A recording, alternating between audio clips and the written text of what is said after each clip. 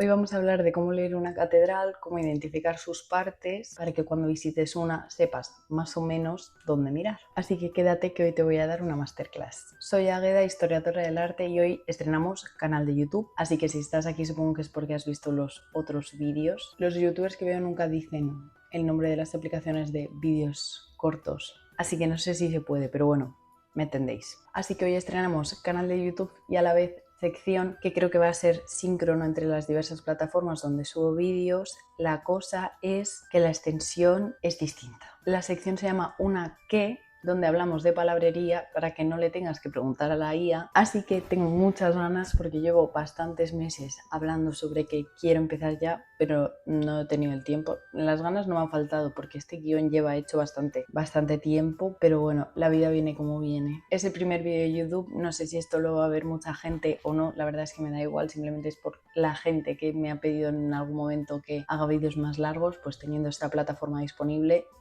¿por qué no? Así que por si acaso no vienes de la plataforma de los vídeos cortos, soy Águeda, soy historiadora del arte, soy medievalista y la idea aquí es subir un vídeo semanalmente. Os voy a dejar el link a mis otras redes sociales abajo y hoy no podía inaugurar el canal de YouTube que no fuese de otra manera que hablando de arquitectura, evidentemente, pero una cosa que siempre se da mucho por sentado, que es cómo se lee la planta de una catedral, cuáles son los elementos interiores y exteriores, porque no todo es porque sí, por el afán de cosas bonitas, tienen una razón de ser. Y yo por otro lado os voy a dar las definiciones según el diccionario de Paniagua.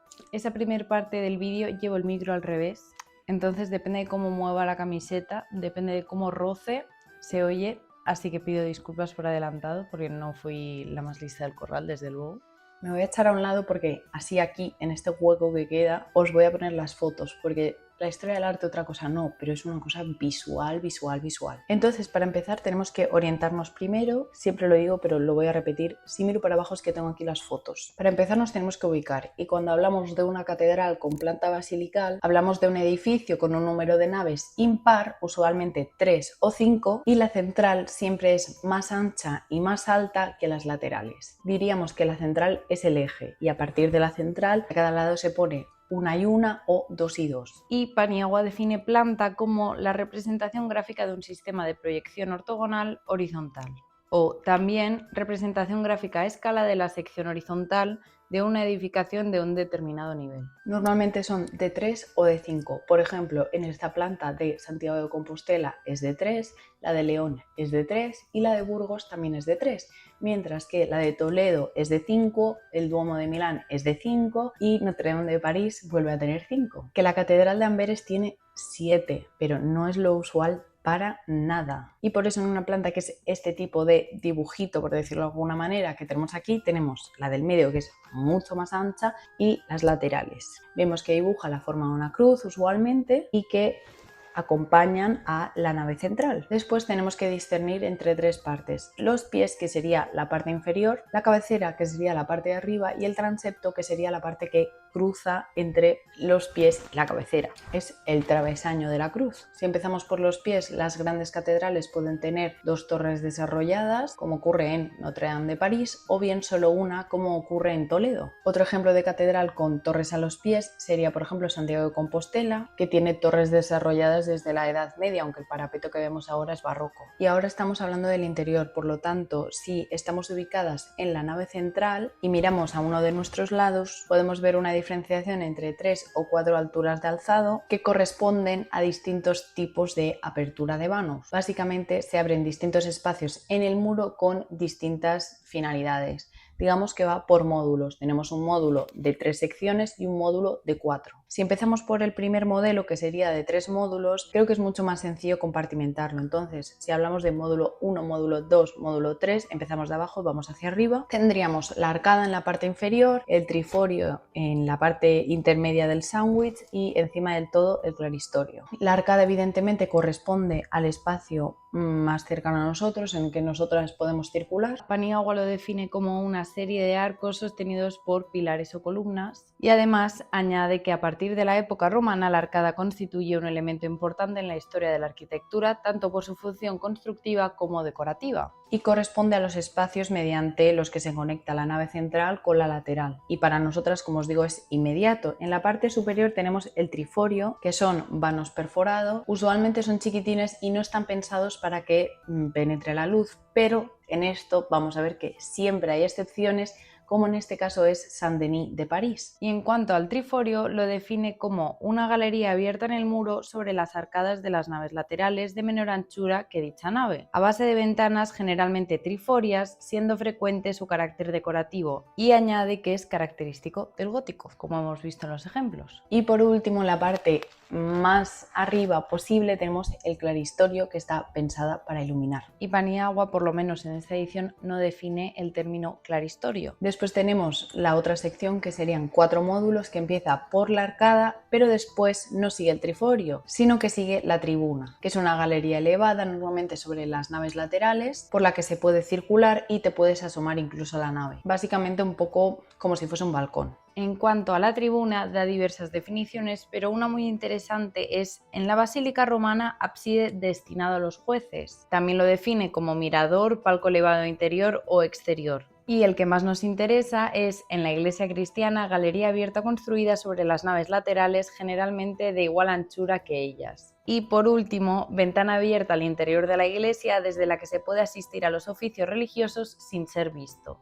Y después ya seguiría el triforio y el claristorio. Si entrásemos a una catedral por los pies y andásemos, llegaríamos a un punto que es como un nudo, en el que se une la nave central con el transepto. Pasamos a crucero, que se define como espacio originado por el cruce de la nave mayor de una iglesia de cruz con otra perpendicular, la cual debe ser tan ancha como la mayor, de forma que origine un cuadrado y se emplee tal denominación con propiedad. Su origen se remonta a las iglesias de planta basilical, que una planta basilical, como comentábamos antes, es aquella en la que la nave central es más alta y más ancha que las laterales. Ese nudo al que estamos llegando, en el que convergen esas dos partes, suele estar coronada con un cimborrio o un tambor y una cúpula. Vamos a hacerlo sencillo, cortita y al pie, porque un cimborrio básicamente es una torre ubicada en ese sweet spot, ese punto clave de una iglesia. Básicamente puedes desarrollar una especie de torre en ese espacio. El cimborrio en este caso sería un cuerpo cilíndrico que sirve de base a la cúpula o parte de esta que descansa sobre los arcos torales. Esta definición comenta que está hoy en desuso, y la siguiente es torre o cuerpo saliente al exterior que se levanta sobre el crucero de una iglesia a fin de iluminar su interior. Generalmente de planta cuadrada u octogonal, se suele disponer interiormente como una cúpula y al exterior como una torre. ¿Por qué es eso? ¿Qué te da el cimborrio? ¿Por qué te vas a montar este sarao con lo complicado que es? Básicamente es iluminación y también un poco así como de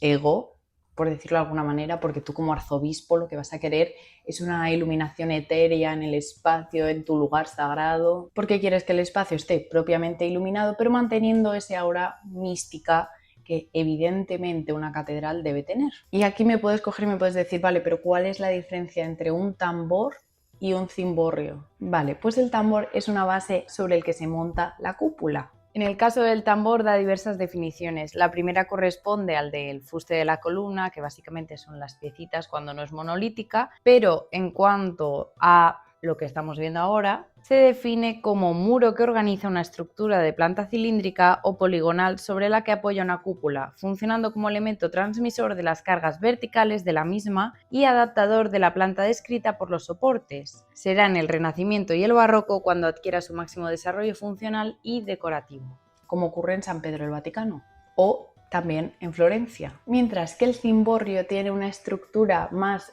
geométrica que se asemeja más a una torre, planta cuadrada, aunque usualmente suele ser más octogonal, como ocurre en el cimborrio de Santiago de Compostela y también en el de Burgos. Y si seguimos avanzando llegaríamos al ábside, que normalmente está cubierto por algún tipo de bóveda, usualmente en el románico sería como de cuarto de esfera. También he escuchado gente que lo llama gajo de naranja o de horno. Hablamos de exactamente lo mismo, que sería pues esto de aquí. Y en cuanto al ábside, se define como construcción semicircular cubierta generalmente por bóveda de cuarto de esfera, en especial en la Basílica Romana, como un lugar destinado a los magistrados.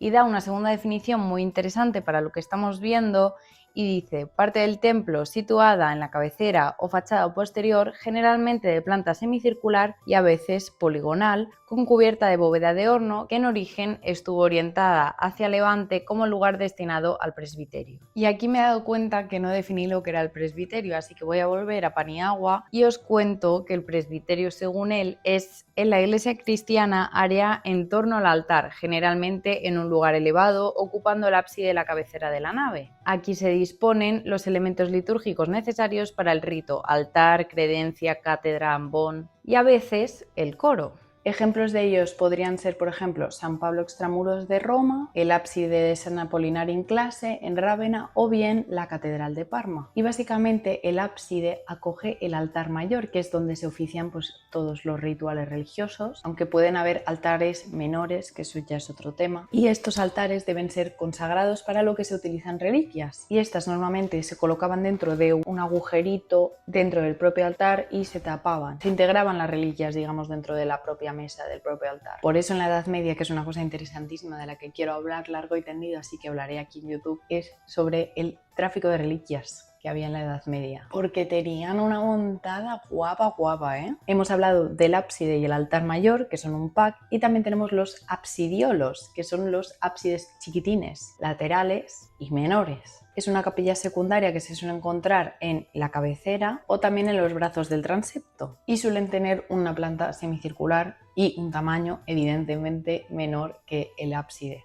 El absidiolo en este caso se dice que es la denominación que reciben las capillas abiertas en el ábside o en la girola. Y este vídeo es muy complicado de grabar porque no hemos introducido ni el románico, ni el gótico, ni el prerrománico, ni el paleocristiano, ni ningún tipo de arquitectura que puede desmentir de alguna manera lo que estoy contando.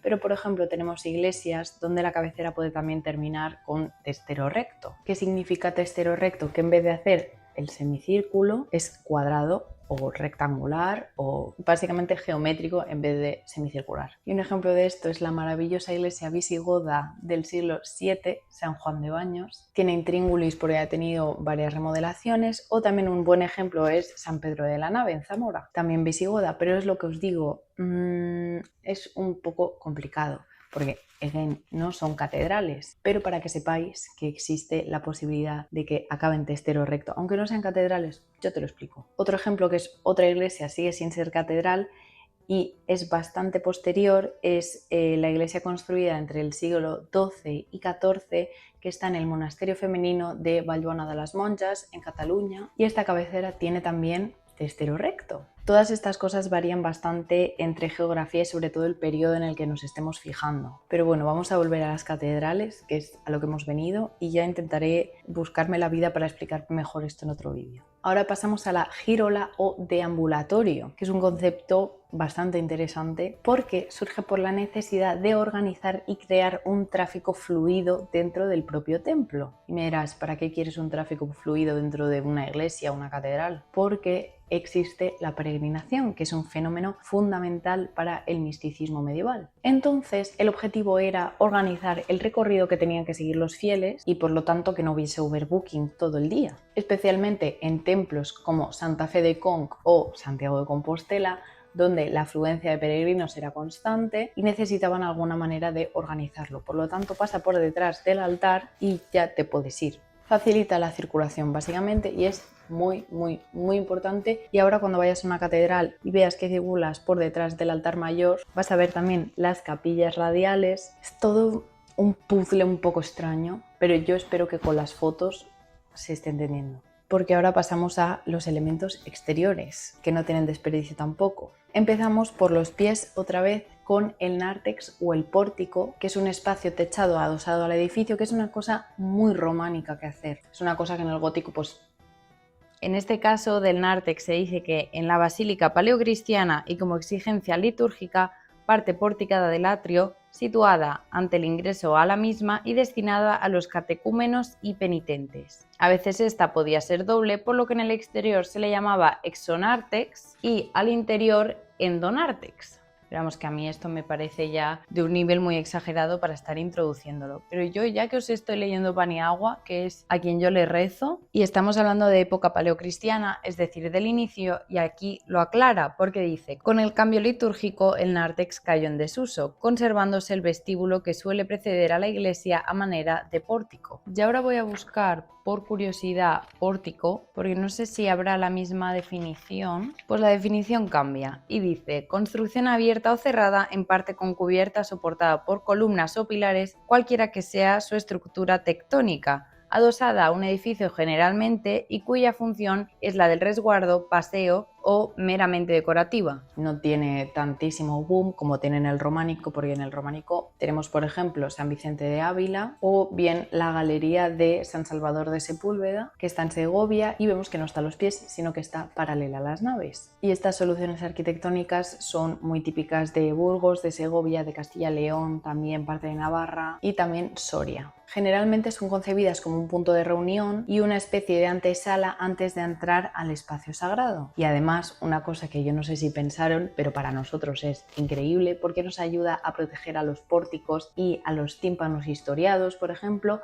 de las inclemencias meteorológicas. Por lo tanto, nos viene espectacular, porque hemos conservado muchísimos tímpanos que de otra manera, por la lluvia, el viento, no tendríamos. Así que, punto positivo para el románico. Después seguimos por los pies, recordamos que estamos en el exterior y tenemos el rosetón. Paniagua define rosetón como ventana circular con decoración calada o cerrada por vidrieras, generalmente en disposición radial, característico del románico y gótico, sobre todo en fachadas, permanece en el Renacimiento y cae en desuso ya en el barroco. El rosetón suele estar a los pies. Vamos a ver que no siempre, porque como os digo, hay excepciones para todo. Nunca puedes cerrarte en banda en esto de este es el único ejemplo que no va. No puedes. Te van a callar la boca.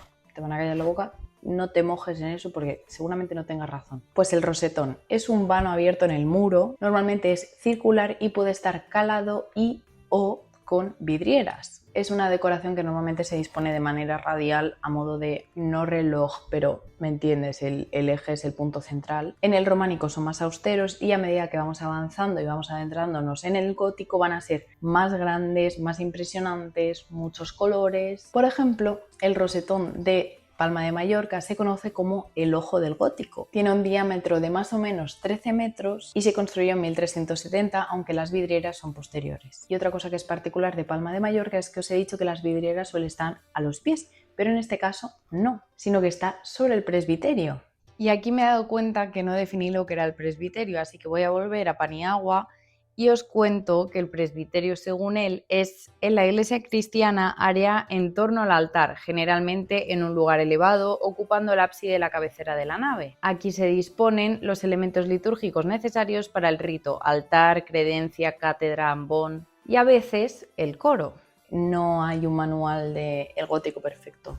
Cada uno, por eso os digo que mojarte muchas veces no vale la pena. Pero bueno, para que veamos desde dónde partimos, tenemos este rosetón tan simpático de San Miguel de Lillo, en Oviedo, hacia el 850, que en comparación con este de la Catedral de Reims del 13, vemos la clara evolución del 9 al 13. Y claro, si seguimos por el apartado exterior, una cosa muy impresionante es cómo cubres una luz de tal tamaño. Y claro, estamos hablando de la parte exterior y cuando vemos un tejado de esta guisa, estamos viendo un tejado a dos aguas, que básicamente son dos secciones inclinadas para efectivamente evitar problemas por la retención de lluvia, las humedades, etcétera, etcétera. Y ahora tengo que matizar un poco porque vamos a hacer un vídeo sobre la evolución de la arquitectura religiosa cristiana desde el paleocristiano hasta el gótico. Pero ahora mismo, por el bien de este vídeo, tengo que simplificar mucho y vamos a hablar desde los estereotipos para después básicamente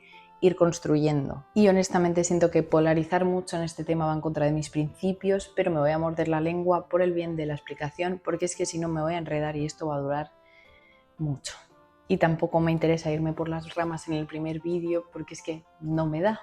La arquitectura tardoantigua o prerrománica se caracteriza por unos muros muy anchos, bajitos y en los que abrir una ventana no es tan sencillo, sobre todo porque los sistemas de abovedamiento no tenían el mismo salero que tenían en el 13, por ejemplo. se están desarrollando y por lo tanto no es que estén súper cómodos abriendo grandes espacios dentro del muro. Por ende, la arquitectura temprana o del medievo se suele tachar de oscura, aunque ya veremos que nada que ver, pero estamos hablando de clichés de que la Edad Media es la edad oscura. Que no, ya te digo yo que no, pero bueno.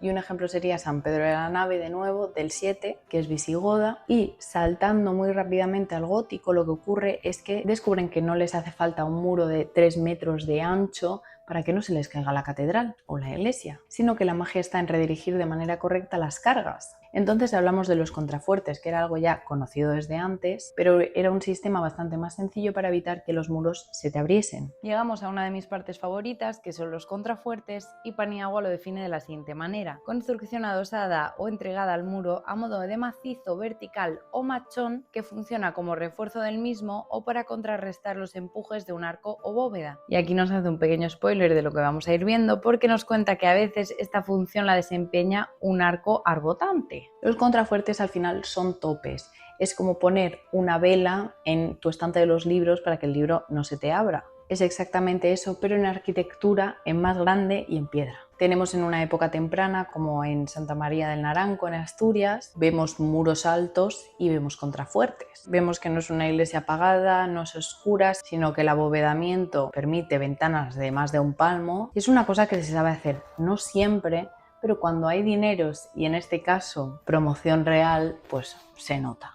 Por ello en el gótico tenemos prácticamente edificios de cristal, donde se desmaterializa el muro como ocurre en la Sainte-Chapelle de París, que es una cosa alucinante que ver, que vale cada euro que te cueste entrar. Lo que ocurre es que evidentemente si abres esos enormes vanos, tienes que estudiar muy bien dónde vas a poner el peso, porque como no redirijas bien las cargas, se te cae el edificio, reina, o sea, no hay manera. Entonces, ¿cómo lo hacen? Redirigiéndola, el famoso pasarle el marrón al de al lado. Pero para aguantar las cargas de esta magnitud, como te tires a los contrafuertes, vas a tener que hacer unos contrafuertes prácticamente del tamaño de tu iglesia. Y lo que es la luz como que desaparece porque tienes que poner prácticamente un edificio al lado de tu edificio y te queda una catedral flow Santiago de Compostela, pero no por la arquitectura, sino por el clima. Entonces se vieron en la tesitura de tener que idear algo para poder tener ese ventanal abierto enorme, que no se te caiga la iglesia y que además te entre luz. Entonces tenían que idear alguna cosa que les permitiese transmitir las cargas de un punto a otro sin tener que montar un armatoste enorme. Y por eso estamos hablando de los arbotantes. Es un sistema de estribos que básicamente contrarresta los empujes laterales que causan que se te abra la nave. Por lo tanto, la nave central, que hemos dicho que era más alta y ancha que las laterales, le pasa el marrón al de al lado. Y para hablar de arbotantes nos redirige a la entrada de arco arbotante, arco por tranquil o rampante que transmite los empujes de la bóveda a un contrafuerte, sobre el que apoya su arranque inferior. Aparece a finales del 12, convirtiéndose en un elemento constructivo fundamental en la técnica arquitectónica gótica. Realmente deberíamos pensar en el contrafuerte, el arbotante y el pináculo como un trío indisoluble, un tridente perfecto, pero no se puede entender una cosa sin la otra, sin que le quite la luz o por lo menos no tanta. Entonces digamos que la nave central saca unas patitas y se agarra en las de al lado de alguna manera. Estas cargas no son suficientes porque no son cargas que bajen estrictamente verticales, por lo tanto el muro puede seguir abriéndose perfectamente. Por lo que se necesitaría un peso que dirigiese las cargas, básicamente que reorganizase de alguna manera el peso. ¿Y cómo lo hacemos?